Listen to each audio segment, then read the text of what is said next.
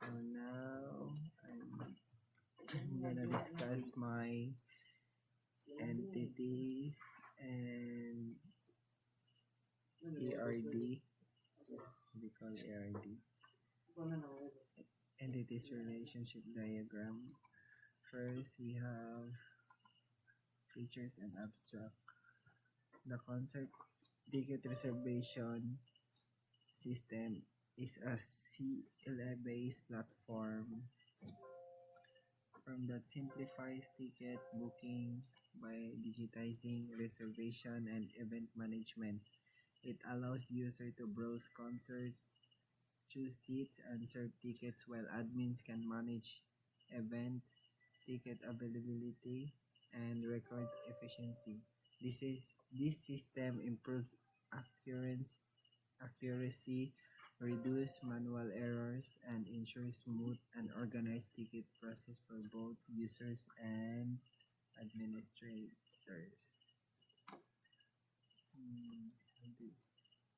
Wow.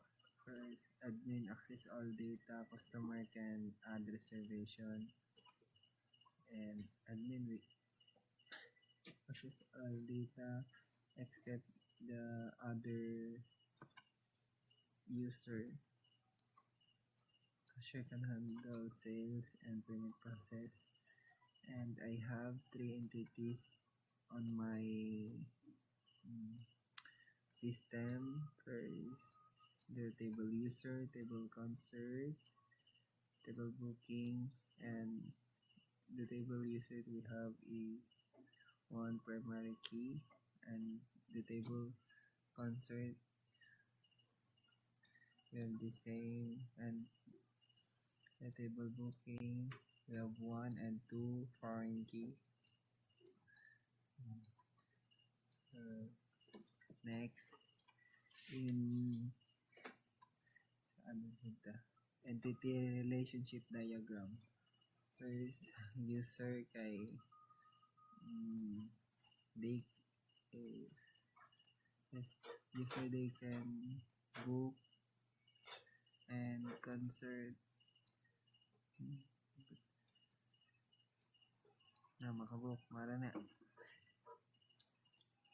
And next, dire na to sa atong flowchart. First kay mag-start mo na siya start, and sa ato ding mismo na system kaning concert ticket reservation mo display na siya tulo ka option option atong login, register o exit.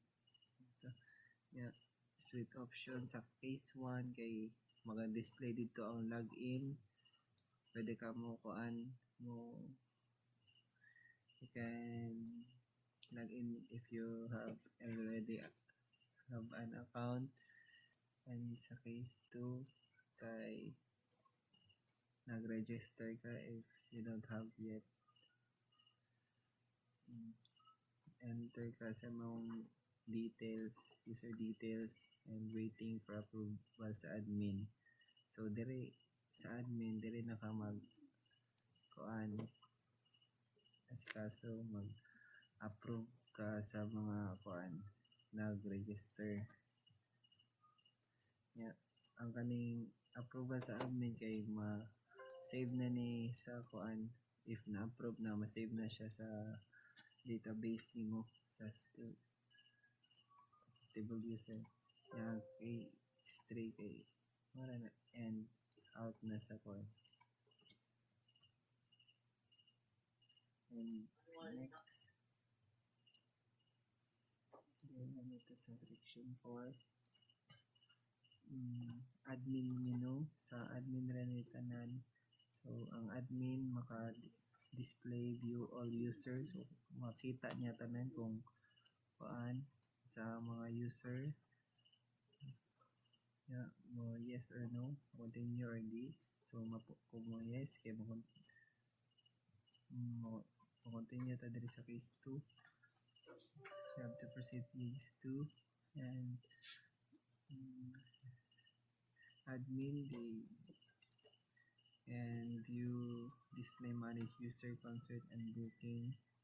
Sila ron yung makakita sa mga kuan, mga kinsay mo book sa user o sa concert, sila yung manage ana. And sa phase 3 kay na ora display view all booking, and after that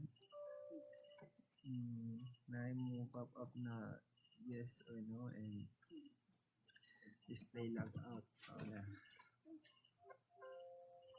Sa section 5, display 1 to 6 option.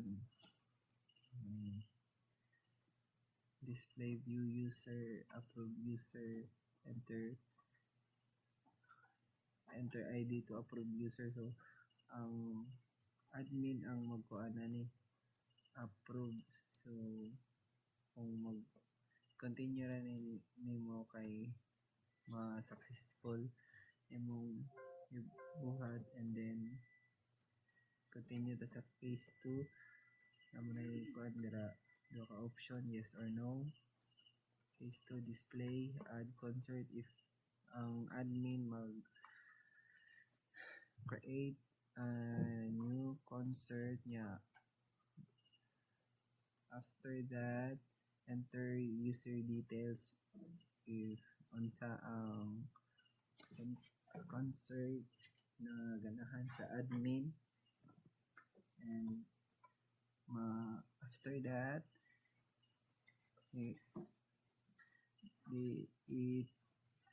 kanang ma-save na siya sa kuan table user. And next, the same yung gyapon na may option after that if you want to continue. Case 3, display view concert list if ganahan ka mo view sa mga gibuhat na concert after. And then we have here phase 4, display view concert list. Display edit concert if you want to update your concert or not, and if may some errors sa ID kay mo prompt na siya if invalid na siya para kuan user not found. Yeah, if kuan di siya invalid, enter to edit details, continue na siya after until successful, and then save yapon siya sa database nimo after that. And then you have phase 5, display view concert list if kuan ganahan ka mo view sa imong concert list, continue na ka. And display delete concert, enter ID to delete. ID lang sa concert if unsa to na ID ma-view ra na nimo, and i-enter nimo if ganahan ka i-delete ang imong concert if wrong ID, if wrong user not found,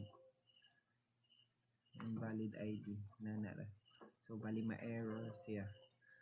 And then, if successful naman siya kay kanang mo direct na siya sa sa dito sa database dito ba table user do you want to continue. And case 6, case 6, display view concert list. I-view para kuan dyan maka-choose budget to book, enter booking ID to approve if you want to approve those who book your concert, and then you have the two options yes or no if you want to continue. and display back. And last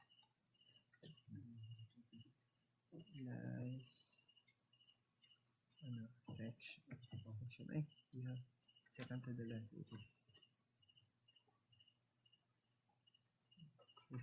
display 1 to 5 option.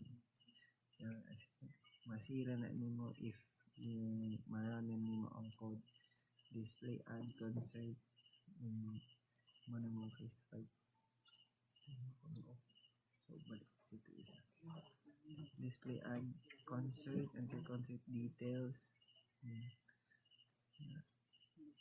Mo add ka concert, enter mga details sa concert para makuha ka. And sa case 2, display edit concert, display view concert list, enter ID to edit concert. You want to edit your concert and update or what, and enter new concert details to make it sure if you want to update, and you want to choose if you want to continue, yes. If you choose yes, we continue on the case 3. Display view concert list, and display ra siya og kanang concert list. Continue ka punta, display view booking for my concert. And last, section 7, display 5 option. Sa case 1, display available concert. If nanay available concert, pwede na mo choose niya. If yes, enter concert ID to book. Mo enter kag ID para mo book kasi mo concert, and then enter booking details. Pambutang ni mo imong customer details para makabook ka og successful. And display my booking, and you will see the booking nimo sa imong concert mismo. Yes or no? Yes, we'll continue. Case 4, display edit my profile. Edit profile details. Fill up gyapon kasi mong profile details and continue. Display successful. After that, last, display view my booking. So last na view my booking kung view si mong gipambook na concert. So good atong pinakauna, and enter your ID to view your book reservation. Booking cancel successful. Sa cancel na display view my booking to cancel if you want to cancel your booking, if naa kay something na dili ganahan. And ID ra imong i-enter para ma-cancel imong booking, and if you want to continue, will be successful to cancel. And that's it. You understand.